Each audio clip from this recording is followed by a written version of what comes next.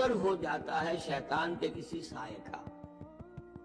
اذا مسہم طائف من الشیطان، شیطان کا کوئی ان کے اوپر گزر ہو گیا تو سایہ پڑ گیا، تذکروا، فوراً وہ چوکنے ہو جاتے ہیں، فوراً ہوش میں آ جاتے ہیں کہ یہ کیا ہوا، ہم پر کچھ اثر پڑ گیا تھا، کچھ عارضی طور پر کچھ غفلت سے طاری ہو گئی تھی. جیسے کہ خود حضور فرماتے ہیں صلی اللہ علیہ وسلم، انہ لا یغان علی قلبی، میرے دل پر بھی کبھی کبھی حجاب سا آ جاتا ہے. وَإِنِّي لَأَسْتَغْفِرُ اللَّهَ 70 مرة فی کل یوم، اور میں روزانہ 70 مرتبہ اللہ سے استغفار کرتا ہوں. لیکن یہ سمجھ لیجئے کہ ہمارے دل کے اوپر حجاب وہ بہت اور شے ہے، اور حضور کے قلب مبارک پر حجاب، آپ کے قلب مبارک کا حجاب جو ہے وہ ہماری 100 حضوریوں، لاکھوں حضوریوں سے بڑھ کر جو ہے وہ حضوری کے درجے میں ہوگا. لیکن جو انٹینسٹی ہے، جو تعلق مع اللہ کی انٹینسٹی ہے، اس میں ذرا سی کمی بھی آ گئی ہے تو اس سے حضور نے تعبیر کیا کہ میرے بھی دل پر کبھی کبھی حجاب آ جاتا ہے. انہ لیغان علی قلبی، انٹینسٹی تو کم ہو گئی نا. یہ بجلی جس پاور کی ہے ذرا سی کم ہو جائے گی تو ایک دفعہ تو آپ کو محسوس ہوگا اندھیرا ہو گیا. حالانکہ بجلی ہے، روشنی ہے، اندھیرا نہیں ہوا ہے، لیکن اس کی پاور کم ہوئی. تو فرمایا کہ انہ لیغان علی قلبی وانی لاستغفر اللہ 70 مرة فی کل یوم. ان الذین اتقوا اذا مسهم طائف من الشیطان تذکروا، تو فوراً وہ چوکنے ہو جاتے ہیں، یاد کرتے ہیں. فاذا هم مبصرون، اور ان کی آنکھیں کھل جاتی ہیں، انہیں حقائق نظر آنے لگتے ہیں. وقتی سا جو سایہ پڑ گیا تھا اس سے وہ فوراً نکل آتے ہیں. وَإِخْوَانُهُمْ يَمُدُّونَهُمْ، باقی جو شیطانوں کے بھائی ہیں انہیں شیطان گھسیٹ کر لے جاتے ہیں. فی الغی، وہ اس کجی کے اندر وہ گھسیٹتے ہوئے دور تک پہنچاتے ہیں، جیسے بلعم بن باعورہ کو پہنچایا کہ اسے آخری حد تک پہنچا کر دم لیا. تو شیطانوں کا جو ولی ہوگا پھر شیطان کا تو اس کے اوپر زور چلے گا، لیکن جو اللہ کے بندے ہیں ان پر تو شیطان کا اختیار ہے ہی نہیں. وہ تو یہ کہ جیسے ہی ذرا سا ان کے اوپر کوئی اثر پڑا بھی، کوئی سایہ سا آیا بھی تو فوراً چونک گئے اور اللہ کی طرف متوجہ ہو گئے. لیکن اب ایک سوال پیدا ہوتا ہے، اس کا جواب دے کر اپنی گفتگو ختم کروں گا. میری گفتگو سے تو معلوم ہوا کہ ہر گناہ شرک ہے. پھر یہ جو سورہ نساء میں 2 مرتبہ فرمایا ان اللہ لا یغفر ان یشرک بہ ویغفر ما دون ذلک لمن یشاء، اللہ تعالیٰ اس کو تو نہیں بخشے گا کہ اس کے ساتھ شرک کیا جائے، اس سے کمتر گناہ جو بھی ہوگا جس کے لیے چاہے گا بخش دے گا. تو پھر وہ کمتر گناہ کون سے؟ سوال حقیقی ہے یا نہیں؟ آپ لوگوں کا ذہن ادھر گیا یا نہیں گیا؟ جانا چاہیے تھا. جواب کیا ہے؟ یہ کام اگر غیر شعوری طور پر ہو رہا ہو، تعمد نہ ہو، ارادے کے ساتھ نہ ہو، نظریے کے تحت نہ ہو، اس کو حق سمجھتے ہوئے نہ ہو، تو وہ گناہ رہے گا، اور اس سے توبہ کرنے سے اللہ تعالیٰ اس کو معاف فرما دے گا. اور یہ بھی ہو سکتا ہے کہ بغیر توبہ کے بھی معاف کر دے. لیکن اگر یہ مستقل ہو، نظریے سے متعلق ہو، جان بوجھ کر کیا گیا ہو، عمدن کیا گیا ہو، تو پھر یہ شرک. اس فرق کو ذہن میں رکھیں گے تو پھر وہ آیت سمجھ میں آئے گی ان اللہ لا یغفر ان یشرک بہ ویغفر ما دون ذلک لمن. اے لوگو، تمہارے پاس آ گئی ہے نصیحت، موعظت تمہارے رب کی طرف سے. وہ صرف موعظت نہیں ہے، سینوں کے اندر جو روگ ہیں، جو امراض ہیں، ان کا علاج بھی ہے، شفا بھی. شفاء لما فی الصدور. تیسرے درجے میں وہ ہدایت ہے، وہ بتاتی ہے کدھر جاؤ کدھر نہ جاؤ.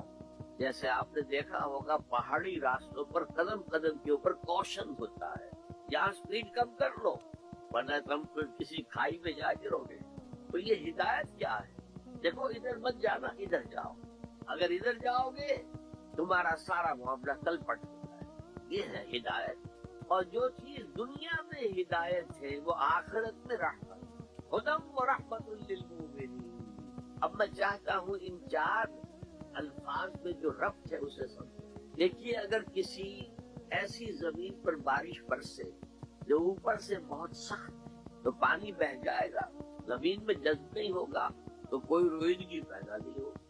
اگر دل سخت ہے تو قرآن مجید ان پر کوئی اثر نہیں کرے۔ اس کے لیے سب سے پہلے موعظہ کی ضرورت ہے، واعظ کی ضرورت ہے، نصیحت کی ضرورت ہے تاکہ دل نرم پڑے۔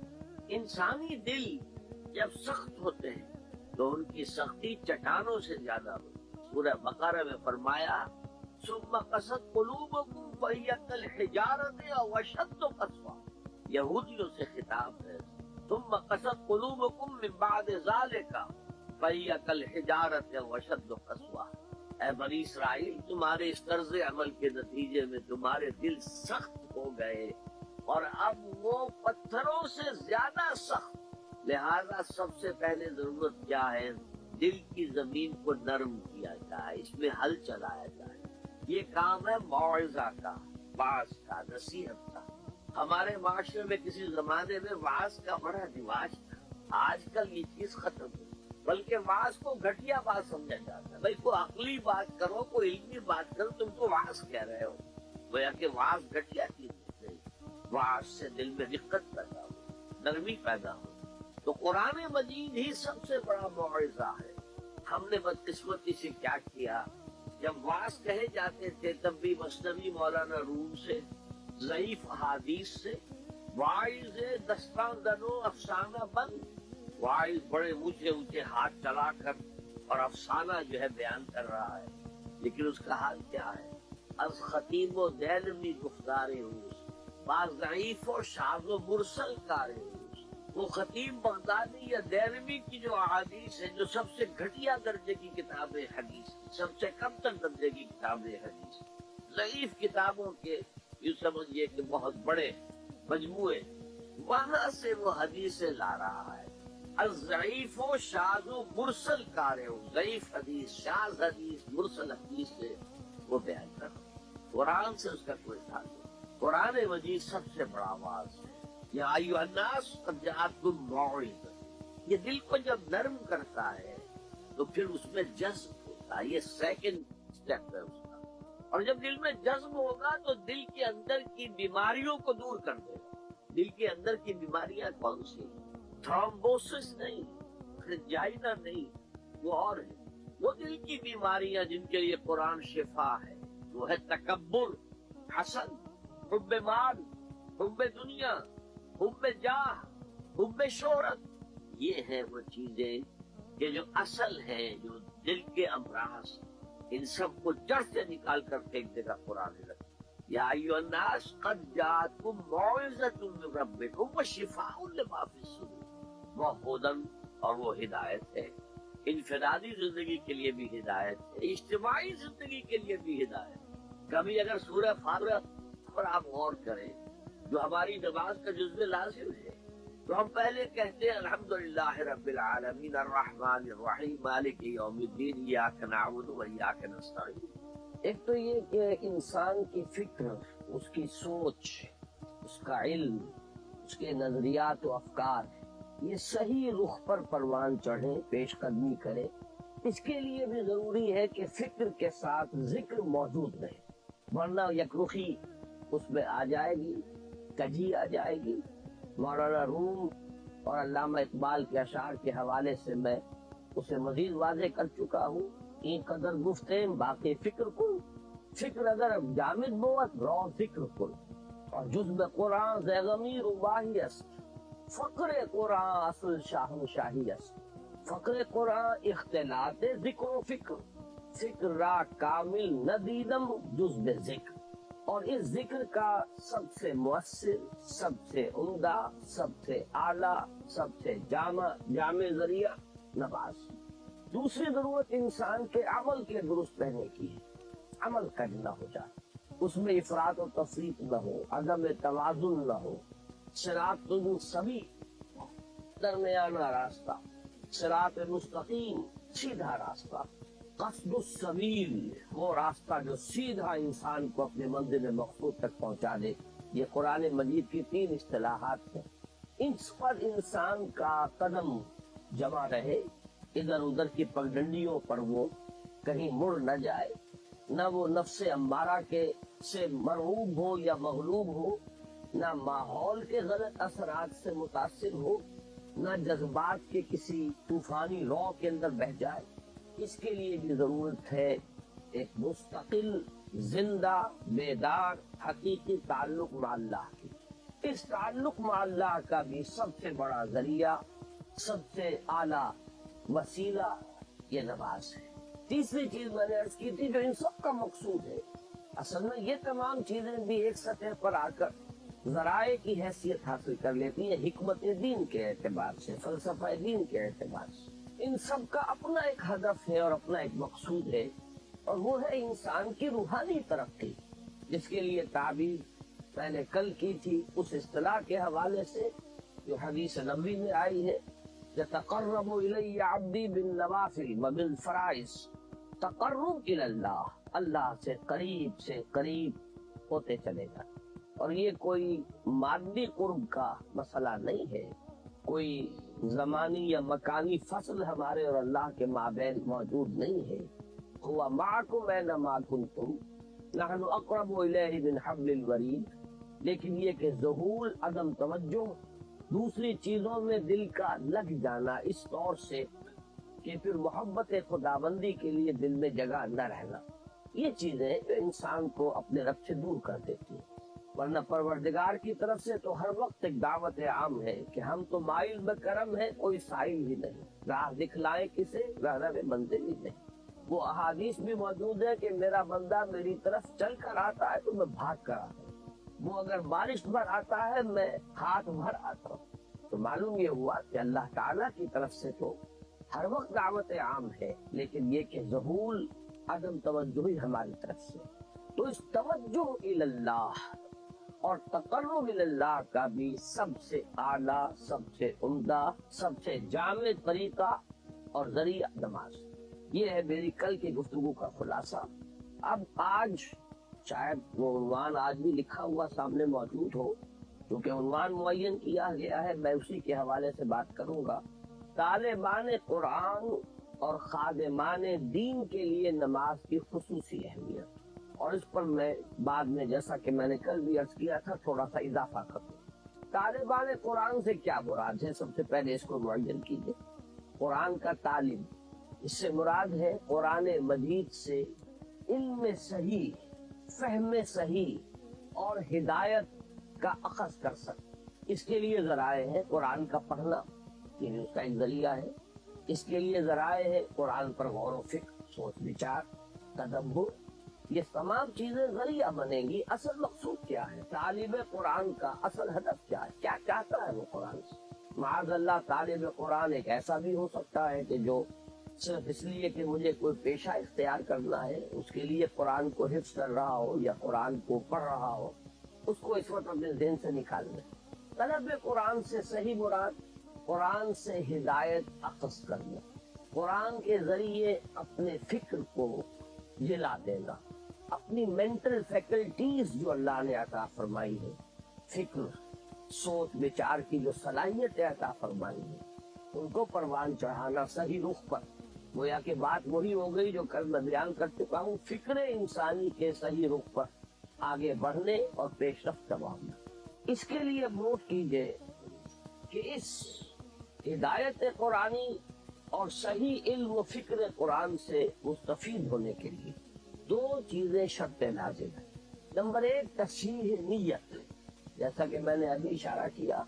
علم دین کے اصول کے لیے ایک محرک یہ بھی ہو سکتا ہے کہ کہیں خطیب بننا ہے، امام لگنا ہے، اور اب تو آپ کو معلوم ہے چونکہ ہمارا ملک ایک غالب اکثریت اس کے رہنے والوں کی مسلمانوں پر مشتمل ہے، تو چاہے کوئی حقیقی یہاں پہ اسلامی نظام نہیں آیا، لیکن یہ کہ مساجد میں باقاعدہ اب ائمہ کے خطباء کے گریڈز مقرر ہیں، یہ بھی ایک پروفیشن ہے، یہ بھی ایک پیشہ ہے۔ یا یہ کہ جیسے کہ حدیث نبوی میں آیا ہے کہ جس شخص نے علم حاصل کیا کہ وہ علماء کی مجلس میں بیٹھ سکے، علماء کی محفل میں بار پا سکے، یا جاہلوں پر، ناواقفوں پر روب گانٹ سکے، تو اس کے لیے شدید وعید ہے، گویا کہ وہ اپنا ٹھکانہ جہنم میں بنا رہا ہے۔ وہی علم کے جس کی بڑی فضیلت ہے، جس کی بڑی اہمیت ہے، جس کے بارے میں یہاں تک فرمایا گیا کہ عالم کے دوات کی سیاہی اور شہید کا خون یہ ہم وزن ہے اللہ کے میزان میں، اور ساری رات عبادت میں کھڑے رہنے سے اس رات کا 1 گھنٹہ علم کی کہ درس و تدریس پڑھنے پڑھانے میں صرف کر دینا افضل ہے۔ ساری رات ایک شخص جاگتا ہے اور نوافل ادا کرتا ہے، اس کے مقابلے میں ایک شخص 1 گھنٹہ وہ علم کی تدریس کرتا ہے یا علم کی تحصیل کرتا ہے، یہ اس سے افضل ہے۔ اس علم کا یہ مقام، لیکن ساتھ یہ بھی کہ لیماری بہ السفہاء او لیجاری بہ العلماء، اگر مقصد یہ ہو کہ انسان علماء کی محفل میں بیٹھ سکے، ان کی اصطلاحات میں گفتگو کر سکے، یہ نہ محسوس ہو کہ یہ شخص جو ہے یہ تو ہمارے مابین بیٹھنے کے قابل نہیں ہے، یہ ہماری اصطلاحات سے واقف نہیں ہے، اس لیے کچھ چیزوں کا علم حاصل ہو جائے، یا یہ کہ جو بے علم لوگ ہیں ان پر انسان دھوس جما سکے، روب گاٹ سکے۔ اس کے برعکس وہ حدیث میں نے آپ کو سنائی ہے کہ حضور صلی اللہ علیہ وسلم نے فرمایا کہ جس شخص کو موت آئی اس حال میں، من جاءہ الموت وہو یطلب العلم، کہ وہ ابھی علم کی تحصیل کر رہا تھا، لیکن کس مقصد کے تحت، لیحیی بہ الاسلام، تاکہ وہ اس کے ذریعے سے اسلام کو زندہ کرے، مقصد یہ ہے۔ فبینہ وبین النبیین درجۃ واحدۃ فی الجنہ، تو ایسے شخص کے اور انبیاء کرام کے درمیان جنت میں صرف 1 درجے کا فرق رہ جائے۔ تو معلوم ہوا کہ تصحیح نیت اس کی بڑی اساسی اہمیت ہے طلب علم میں، اور اس تصحیح نیت کے لیے لازم ہے وہی دوام ذکر الہی، دل کا اللہ کے ساتھ متعلق رہنا۔ مجھے لفظ ایک یاد آیا، ایک حدیث میں آیا ہے قلبہ معلق بالمساجد۔ حضور صلی اللہ علیہ وسلم نے 7 افراد کا تذکرہ فرمایا ایک حدیث میں کہ جن کو اللہ تعالی خاص اپنے سائے تلے جگہ دے گا قیامت کے دن، جس دن کسی کے لیے کوئی سایہ نہ ہو۔ ان میں سے ایک وہ بھی ہے، ایک ایسا شخص کہ جس کا دل مسجدوں ہی میں اٹکا رہتا ہے۔ وہ اگر نکلتا ہے باہر اپنی ضروریات کے لیے، آخر معاش کی بھاگ دوڑ ہے اور ذمہ داریاں ہیں، لیکن دل وہی اٹکا رہتا ہے کہ جیسے ہی اذان کی آواز آتی دبکتا ہے، جیسے کہ مچھلی جو ہے، جیسے آپ کہتے ہیں ماہی بے آب، مچھلی کو اگر آپ پانی سے نکالیں گے تڑپے گی۔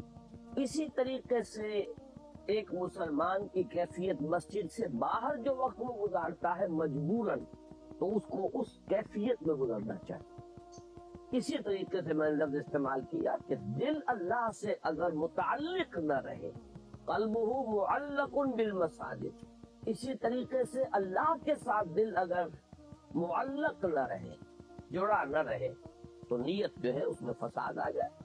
نیت ہی میں تو فساد ہے، جس کے لیے کہ شیطان دل میں پھونکے مارنے لگتا ہے، اور ذکر سے خالی قلب کے بارے میں یہ حدیث میں کل آپ کو بتا چکا ہوں۔ تو معلوم یہ ہوا کہ قرآن مجید سے صحیح فکر، صحیح علم، صحیح سوچ، حقیقی ہدایت کے اخذ کرنے کے لیے شرط لازم ہے تصحیح نیت، اس کے لیے لازم ہے دوام ذکر، اور دوام ذکر کا سب سے اعلیٰ، سب سے عمدہ، سب سے جامع طریقہ یہ کل ہم دیکھ چکے کہ ذکر کی میں نے آپ کو اقسام بتائی، ذکر غیابی، ذکر حضوری، پھر یہ کہ ایک ذکر صرف ذہنی و فکری ہے، اس کے ساتھ ایک ذکر وہ ہے جس میں عمل کو بھی شامل کر لیا ہے۔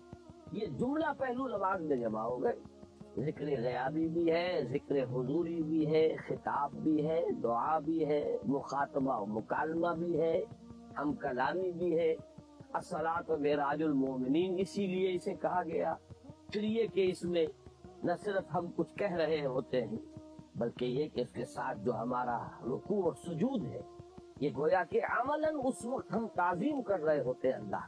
تو پھر جوڑتے جائیے بات کو، اس لیے کہ رب قائم نہیں ہوگا تو پھر کوئی فائدہ نہیں ہوگا، سوائے اس کے کہ ایک واضح آپ نے سن لیا کہ طالب قرآن کے لیے صحیح معنی میں قرآن کی ہدایت سے استفادے کے لیے شرط اول جو شرط لازم کی حیثیت رکھتی ہے وہ ہے تصحیح نیت، اس کے لیے ضروری ہے دوام ذکر، اور ذکر کا جامع ترین بلند ترین طریقہ ذریعہ نماز۔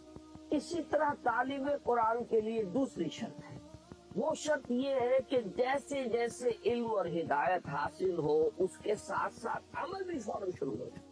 اس میں اگر گیپ واقع ہو جائے گا، ایک بات سمجھ میں آ گئی ہے، ذہن پر منکشف ہو گئی، دل نے گواہی دے دی کہ ہاں بات ٹھیک، دیکھنا تقریر کی لذت کے جو اس نے کہا، میں نے یہ جانا کہ گویا یہی میرے دل میں تھا، میری فطرت یہی کہہ رہی ہے، مجھے اپنے اندر سے اسی بات کی گواہی مل رہی ہے۔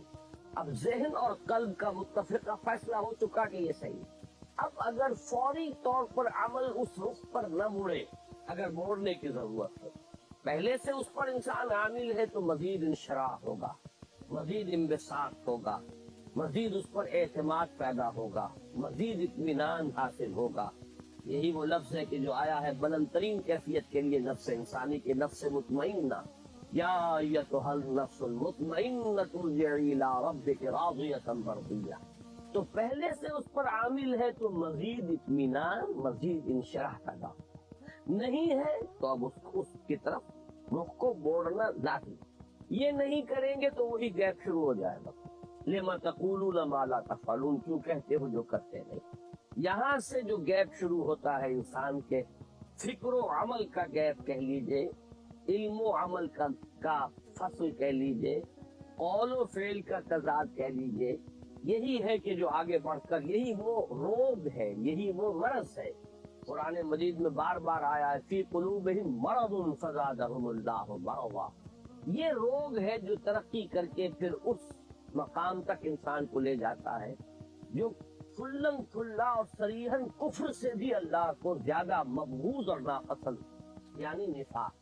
اب اس عمل کے لیے بھی یہ کل ہم دیکھ چکے، اس عمل کے لیے لازم ہے وہی تعلق مع اللہ، اور اس کے ذریعہ وہی ذکر نوام، ذکر مدام، اور اس کے لیے اس کی بلند ترین جامع ترین صورت نماز۔ اب یہی دیکھیے سورہ بنی اسرائیل کی جو 2 آیات میں نے آپ کو، بلکہ ایک ہی آیت میں پڑھ سکا، دوسری رہ گئی، اس میں اسی کی طرف اشارہ ہے۔ اقیم الصلاۃ لدلوک الشمس الی غسق اللیل وقرآن الفجر، نماز کو قائم رکھو سورج کے ذرا ڈھلنے سے لے کر رات کے گہرے ہو جانے تک، یہ ہے ایک دوام صلاۃ۔ یہ آیت جو ہے اس کے الفاظ پر غور کیجیے، قائم رکھو نماز کو لدلوک الشمس الی غسق اللیل، سورج جب نصف النہار پر ہوتا ہے، ذرا سا ڈھل گیا مغرب کی طرف، یہ اس کا دلک ہے دلوک الشمس، اور جب غروب ہو گیا اس کے بعد رات تاریک ہو گئی، رات